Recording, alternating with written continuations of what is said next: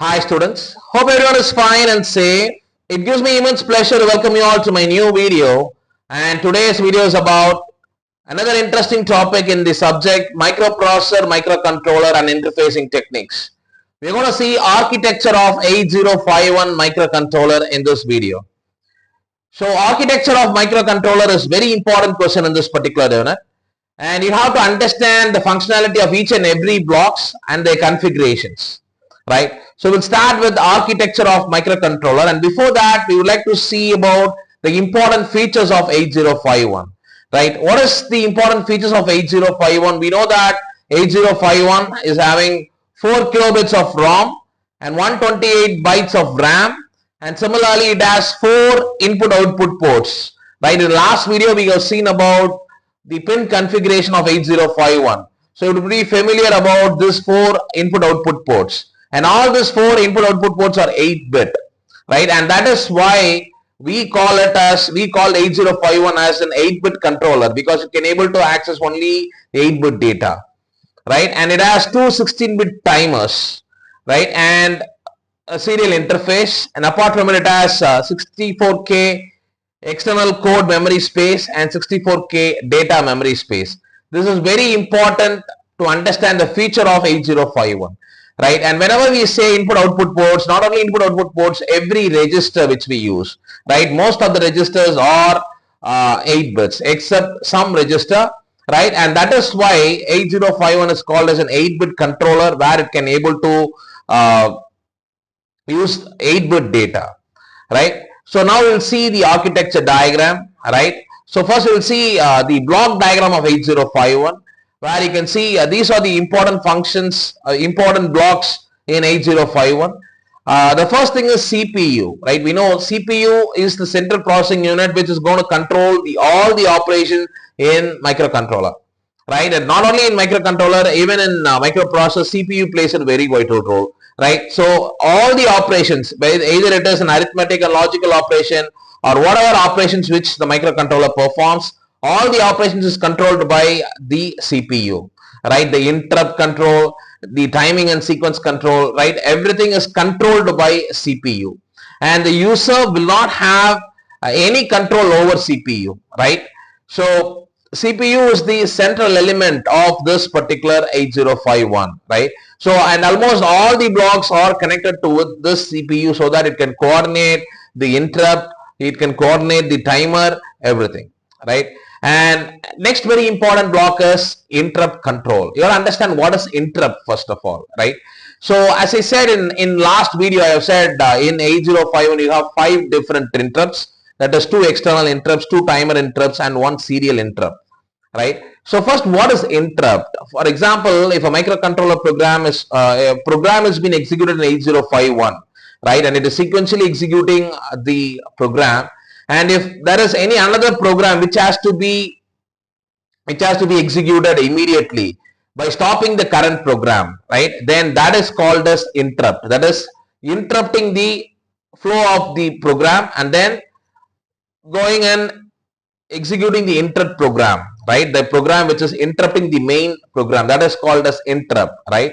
So you have something called interrupt control. Why? Because there are different interrupts, that is you have different priority of interrupts, right. So that should be an interrupt control which should make the microcontroller decide whether I should support this interrupt, I should serve this interrupt, or I should remain in this main program, right. So that everything will be controlled by interrupt control, right. And you have something called oscillator here, right. So 8051 has a separate oscillator, right, but oscillator here is nothing but a non-resonant circuit where you will have a quartz crystal and a capacitor connected that will act as an oscillator, right. What is the purpose of oscillator here? Whatever operation that is performed in 8051, right, everything will be synchronized. That is timing is very, very important, right. So the timing and synchronization is controlled by the oscillator. Oscillator provides the clock pulse required for this timing operation for the synchronization purpose, right. And for transfer of data, you know that bus control is for transfer of data, right. And you know the memory, that is we have a RAM and as well as ROM. You know about RAM, random access memory, which is in volatile memory, and ROM is nothing but a read-only memory, right? You have studied more information. You have more information about ROM and RAM, right? Dynamic RAM, static RAM, and similarly ROM you have erasable RAM, all those things, right? You can write all those informations here, right? As of now, 8051, it has 4 kilobytes of ROM, which is in volatile memory, right? And 128 byte RAM is sorry, 4 kilobytes ROM is in non-volatile, and byte RAM, 128 byte RAM is in volatile memory, right? You have to understand what is volatile and what is non-volatile, right? Say for example, even in your computer, right, whatever information you're executing, you're performing, right, on the screen, or some arithmetic operation which you do using calculators, right?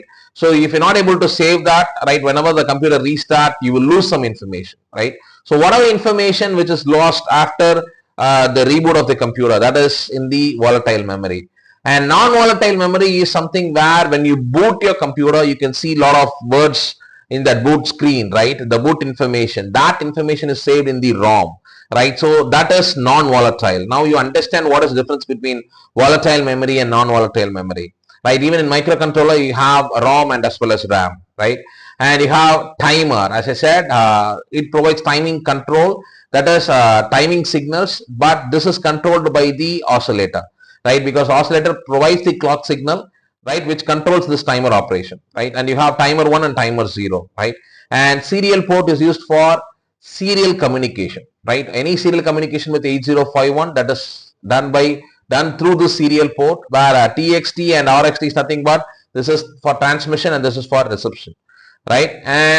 And we have already seen about IO ports, right, in last video. You have IO ports, which is very important for 8051 for the microcontroller, because out of 40 pins, 32 pins are connected with this ports P0, P1, P2, P3, which is almost all the circuits which are going to be controlled in 8051, right? All the circuits will be connected with this particular ports, right? So out of 40 pins, you'll have 32 pins or IO ports, and you have 4 ports P0, P2, P1 and P3, right? And out of this, you know that out of this 32 pins, 24 pins are dual purpose. When I say dual purpose, we can use it as IO ports, or you can use it as address bus or data bus, right? So this is the block diagram of 8051, right? You have to write about each and every block, right?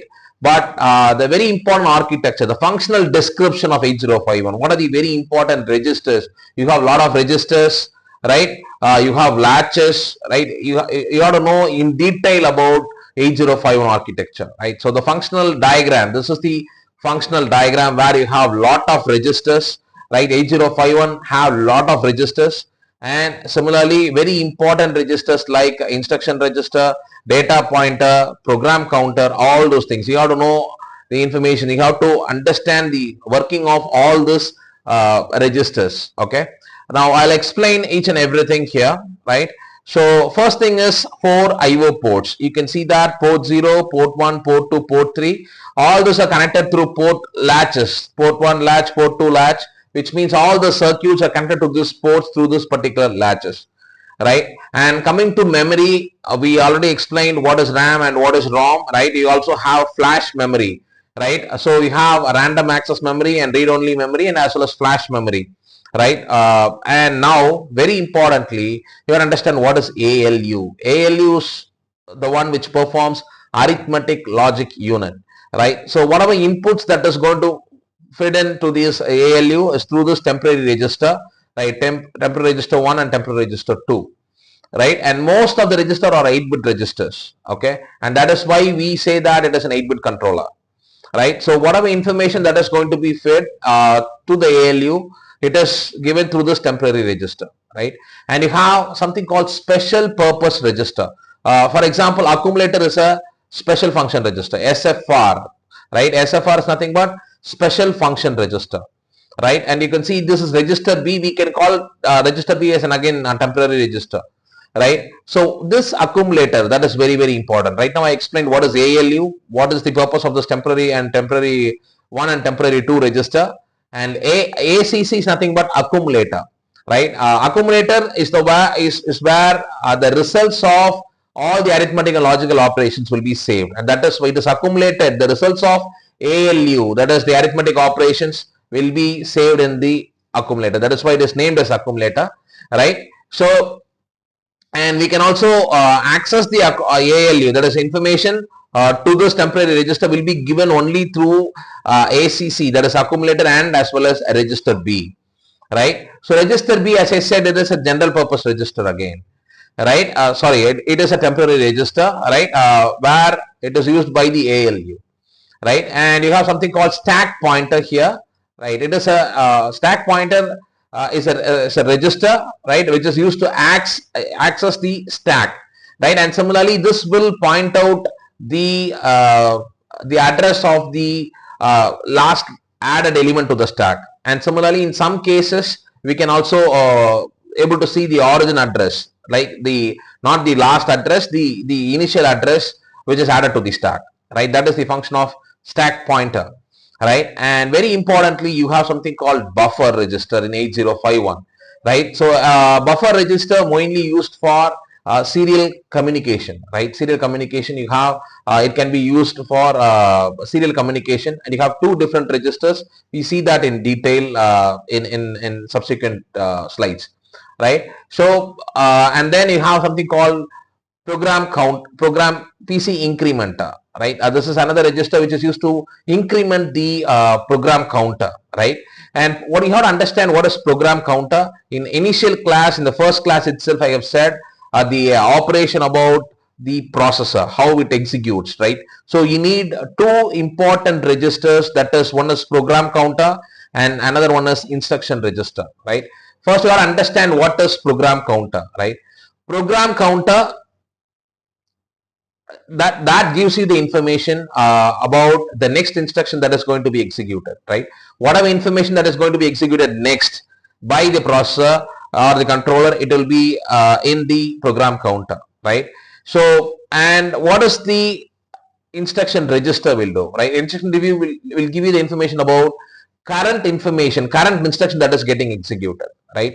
So program counter is the one which tells you about the next instruction that is going to be executed by the controller, right? And instruction register gives the information about the current instruction which is getting executed, right?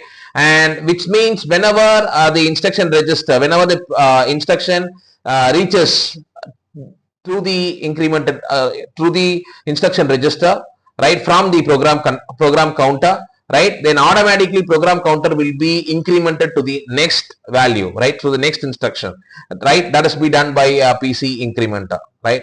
And there is something called data pointer. Data pointer is a 16-bit register where it is used for external memory access, right? To point out the external memory access, to point out the external memory, we use data pointer, right? You would have started your lab exercises where you would have used a data pointer, right? Where data pointer, it will point out the external memory address. For that address, we can able to move the data from the accumulator, right? That is the data pointer, right? And I already explained about timing and control, right? Timing and control is very important in microcontroller because it provides a timing operation, it provides a timing signal, right? Whatever operation which is done in 8051, it has to be synchronized and the timing has to be very perfect, right? That will be taken care by the timing and control operation. And for that timing to be synchronized properly, we use a oscillator, right? The oscillator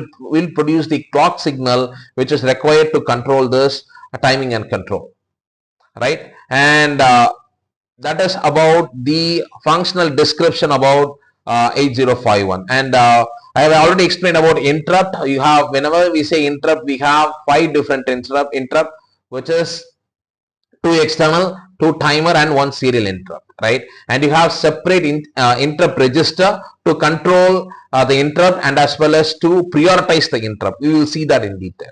Okay, hope you understand this particular diagram. All you have to do is you have to draw this diagram and you have to write the explanation of each and every block, right? So if you understand it, you can write it in your own words. Main thing is you got to understand the address locations of each and every registers, right? Apart from these registers, you also have a bank of registers, that is general purpose registers, right? So we will see that, right? So whatever I said just now, right, that is given as a theory here. Accumulator is a special function register, right, and the address of it is 0E 0H, and similarly B is a temporary register, right. Whenever we need to store the result of multiplication, division, we use B register, and SF adder, that is this is the address location of it.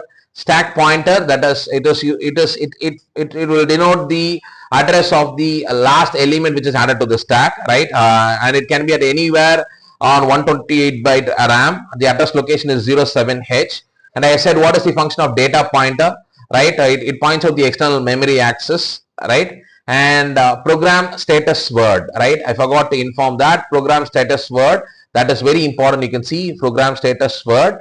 Program status word, what is the function of program status word? It will tell you the current status of the ALU. It will tell you the current status of the ALU, right?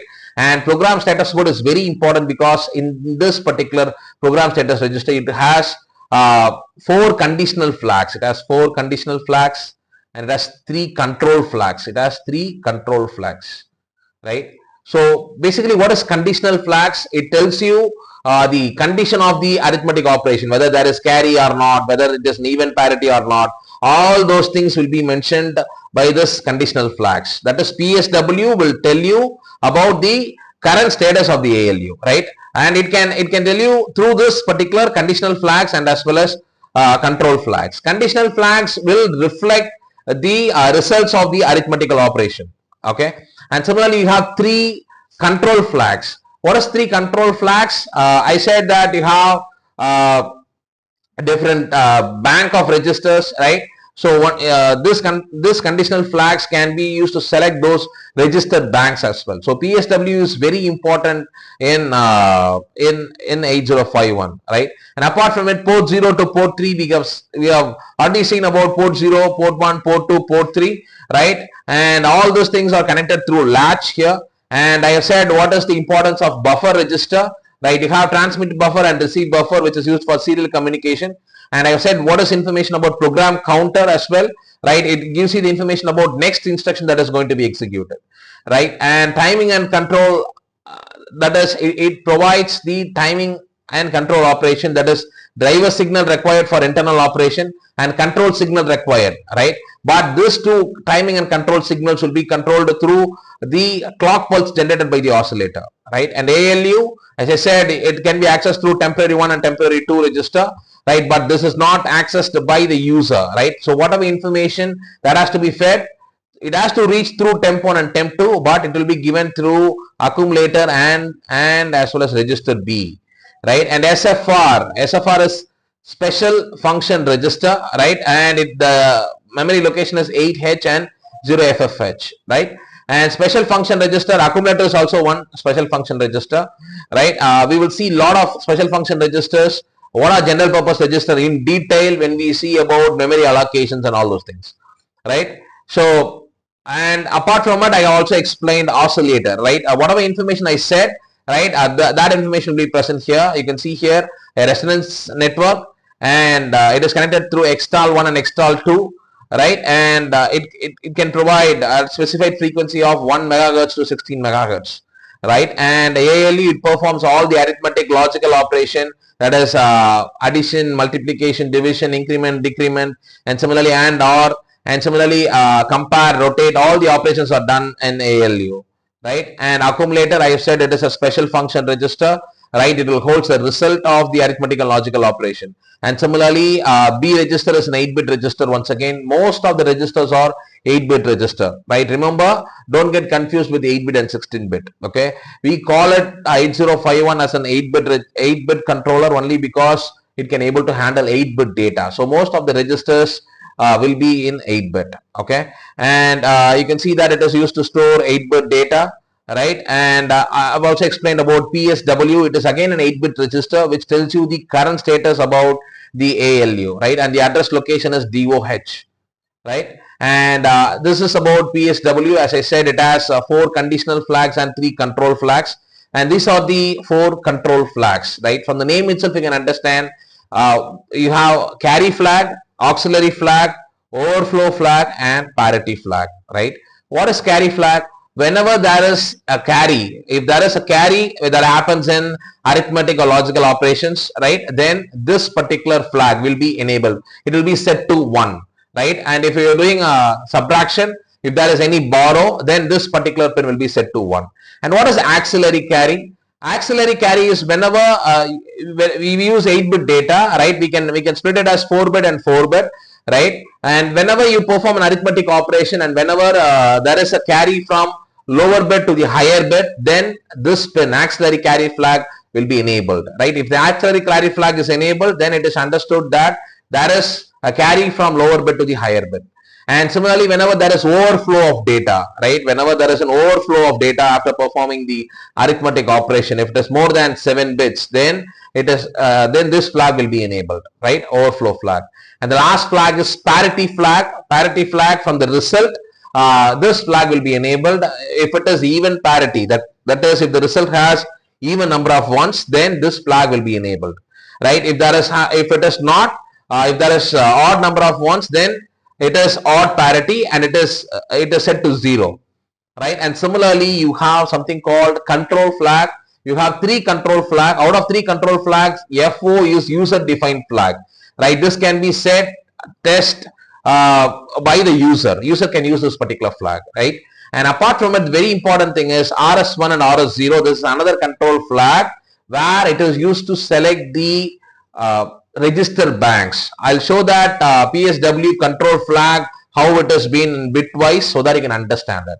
Okay, so as of now, RS1 and RS0 is used to select the register banks, right? And I said, what is program counter? It is a 2-byte address, right? Program counter, that is a register which is used to which will have the instruction about the next instruction that is executed by the controller, right? So it holds 16-bit address, internal RAM and external RAM. And similarly, data pointer, it is a 16-bit register. You can see DTPR is the 16-bit register that holds the external or internal RAM, right? And I have already explained what is the purpose of DPTR, right? DTPR. DTPR is used for external memory access, to point out the external memory access, right? And I have explained about stack pointer as well. It shows the address of the last element which is added to the stack, right? That is stack pointer, and its address location is 81H, right? And regarding special function register, right? This is one important special function register, that is timer control register, right? So timer control register 8051, okay?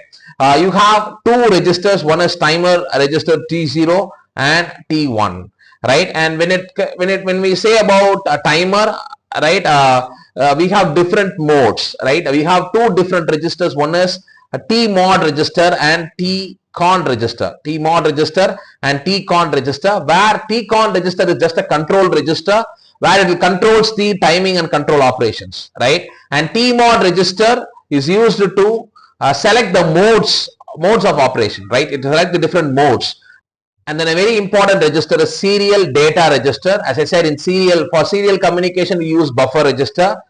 Once again, in serial buffer register, you have SBUF and as well as SCON register. All right. So this serial control register, this controls the serial communication, right? And this SBUF buffer register, it is used to hold the data, right? For during a serial communication, it will hold the data, right? And apart from it, you have interrupt register, where I said I have already explained what is interrupt, right? So whenever there is any interrupt, right, this particular interrupt enable register, right, it will enable that interrupt, right? So enabling and disabling of interrupt, that has been done by interrupt enable register. And you have something called interrupt priority register. Based upon the priority, right, if 2 interrupts comes at the same time, then there should be some priority, right? That will be controlled by interrupt priority register, right? And you have something called power control register, PCON. That is also an 8-bit register which controls the mode of power, right? Either it is work in the ideal mode or power save mode or the normal mode, right? That is controlled by power control register. So you have all this register. You have to explain about all these registers in your architecture, right? And apart from it, we have seen about special function register as well. As of now, you know what is special function register. right? It has some special function apart from the temporary register or general purpose register, and these special function registers can be addressed, that is, it can be addressed only using direct addressing mode. We will see this in detail in addressing modes, but as of now you understand that special function register is accessed using direct addressing, right? And the general purpose registers and other registers can be accessed using direct or indirect addressing, right? And similarly the upper 128-bit RAM, right, RAM, that can be accessed only by indirect addressing only, right? And these are the some special function registers, data registers, control registers, right? So we will see in detail about special function register in subsequent videos, right? And overall this is the number of registers which is present in 8051, right? So we have already seen this accumulator, the memory location. You can see the register and its corresponding memory locations, right? B register, this corresponding memory location. P status word, stack pointer, similarly data pointer, right? A data pointer, you can see low byte, higher byte, 82, 83H, port 0, port 1, port 3, right? Everything has its own memory locations, right? You can see interrupt, 5 different interrupts, right? And the corresponding memory locations.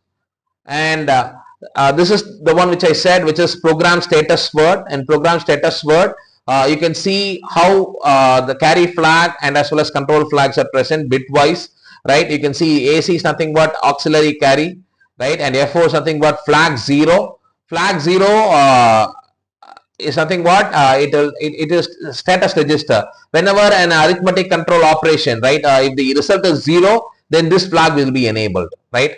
We know what is PSW. PSW, it tells you the status of current status of ALU, right?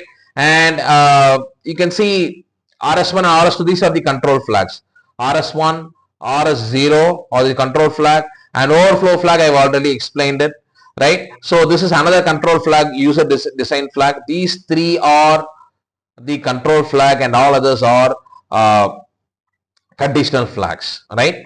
So, and apart from it, I have already said that we have apart from these registers, we have some general purpose registers which can be it can be accumulated as register banks, right? So those register banks can be from register bank 0, 1, 2 and 3, and these are the corresponding address locations, right? And I have explained this control flag, that is, it is used to select the register banks, right?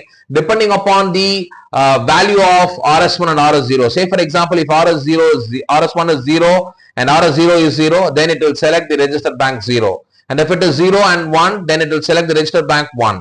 And if it is 1 and 0, it will select the register bank 2. And similarly, if both are 1, then it selects the register bank 3, right? So this is the information about PSW, program status word, which plays a very vital role in 8051, right? So we have seen the overall architecture of microcontroller, and to summarize that, this is the features of 8051, right? So this is we know that it has 4 KB of ROM, 128 bytes of RAM, and similarly it has 4 register banks, right, and 128 user defined flags, and 8-bit bidirectional data bus, unidirectional address bus, 32 general purpose registers, 16-bit timers, right, 3 internal and 2 external interrupts, right, that is 5 interrupts, and you know that you have 4 8-bit ports and 16-bit program counter and data pointer, right? And 8051 have number of special features such as UARTs, ADC and operational amplifiers. That is, we can use these functions, and we know that 8051 we can interface with LED, keyboards, motors, everything, right? So these are the features of 8051, right? So this is just an introduction about the architecture. Few more things we have to see in detail, like the memory allocation, how the interrupt are selected, how the priority is given, right? So we will see that in next video, right? So today what we have seen is we have seen the architecture of 8051. First I have explained the block diagram of 8051, the important blocks, and then we have seen in detail about the functional description of 8051 architecture, right? And this has to be continued in next video as well, right? Hope this video will be very useful for you. Thank you, my dear students. Thank you, students. Thank you for watching. கண்டிப்பாக இந்த video உங்களுக்கு எல்லாருக்கும் ரொம்ப யூஸ்ஃபுல்லாக இருக்கும்னு நம்புகிறேன். Subscribe Passionate Professor and keep learning. Thank you very much.